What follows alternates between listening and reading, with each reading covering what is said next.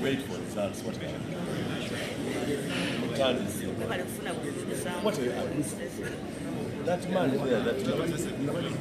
council safety.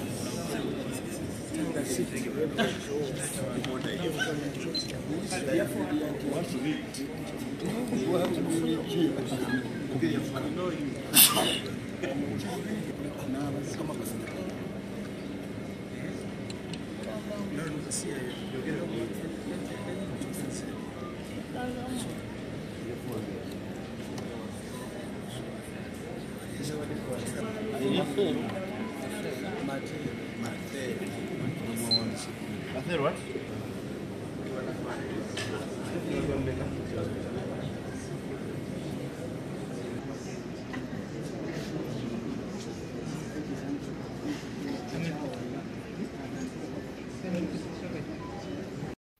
Yes, nkulamusizaako mukwano gwange kulisaayo obwakedde mukulikeeyo nnyo mu kalulu k'e Kawempe mukulikeeyo nnyo tebyabadde byangu baganda baffe naye twongera okwezayoza kansolo Nalukoola okubanga yavuddeyo n'obuwanguzi era nga mwomuleze essanyu mwamubeereddewo paka ku nkomerero. Bannange baganda bange mwenna ababadde e Kawempe tubayozayoza era tubakulisaayo nnyo okukuuma akalulu kammwe newankubadde bwe mwamuwadde si bwe yafunye. Ebintu ebimu mwabirabye, bokisi zabbiddwa, obwayiiriddwa obusinga. Ebitongole ebikuumaddembe byakoze effujjo eritagambika, buli kimu mwakirabye. Naye eyo si ensonga, Mukama Katonda yabadde naffe ntisobola okuba nga tumalako era twongera okuyozaayoza mwenna abayimiriddewo ku lulwe musobola okuba nga mumusapootinga paka ate akalulu kano we kaggweeredde. Tubayozaayoza era abantu b'e Kawempe North Constituency kansuubire nti nno mwalonze omuntu omutuufu gwe mwalabyemu obusobozi agenda okusobola okutuusa ensonga zammwe mu Parliament ssaako n'okugonjoola ensonga zammwe. Bakwano bange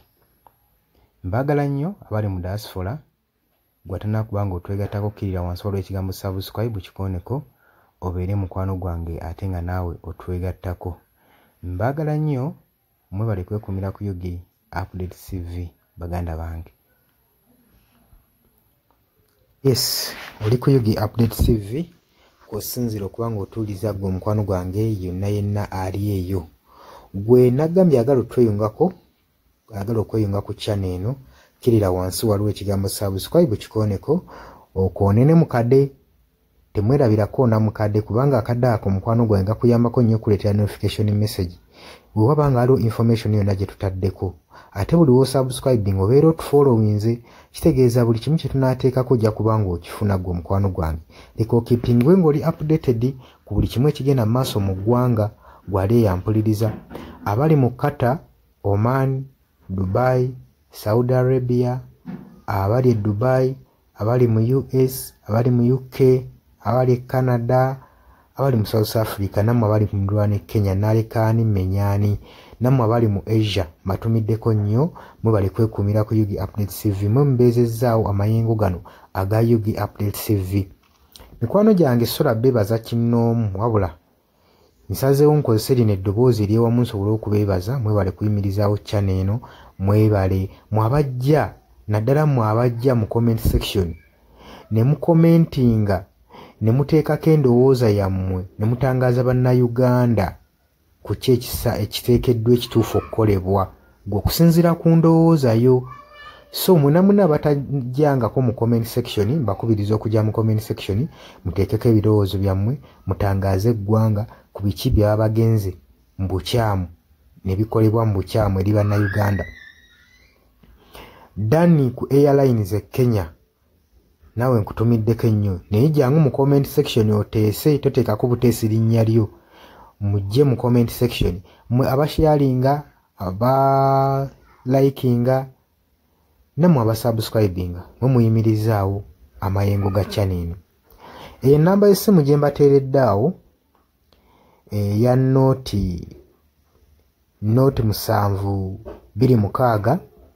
noti emu 6794 eyo enamba ya WhatsApp eri mu kimyufu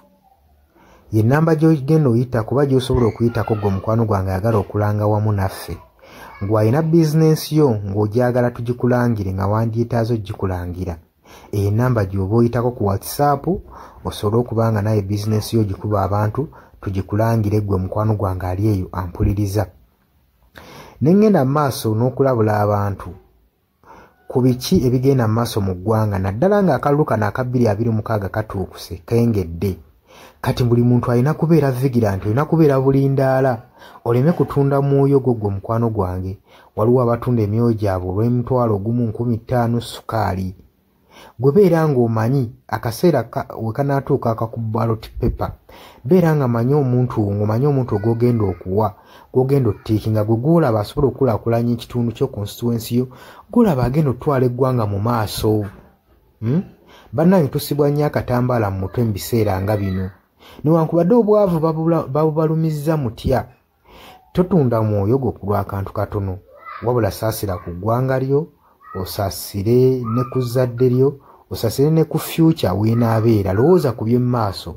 weewaawo abamu muyinza okulowooza ng'ebyatabakwatako nga tebikwatako naye ensobi yonna yonna ekolebwa eiza relative sengaawo maamawo kojjaawo biyinza otutuuka ng'ekyo ekizibu gwe kyetooloddeko ate olaba ebikwatirako biyinza otutuuka esa ne byetooloola ne bifundikira nga bikkutteko gwe mukwano gwange ali eyo so kyenva nkubiriza baganda bange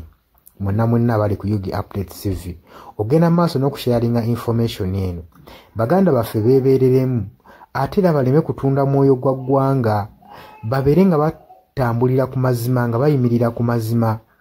nga bayimirirawo ku lw'eggwanga lyaffe erijja mu maaso ku lwa future y'abantu baffe n'eggwanga lyaffe mu maaso kubanga buli muntu ekigenda mu maaso kati akiraba bw'atalaba kigenda mu maaso nkakasa obeera muzibe ate era ne muzibe naye alina byawulira ebimukyemula omutima kati n'amanya nti no mu ggwanga mulimu kino so nkubiriza buli omu obeere lalabayi wa munno osobole okuba nga oli kalabalaba w'oyo ku biki ebigenda mu maaso obakubirize n'omubakubiriza waliwo abali mu byalo nga tebamanyi kigenda mu maaso mubaagaliza subscribinga ku mikutu gino bategere ebigenda mu maaso mu ggwanga lyaffe wakati smartphone zajja gwe mukwano gwange ali eyo wabula mbaagaliza olunaku olulungi mubale kwekumira ku Yugi Updates TV mubatana subscribinga mugere maaso n'okusubscribinga mbaagala nnyo era mweraba.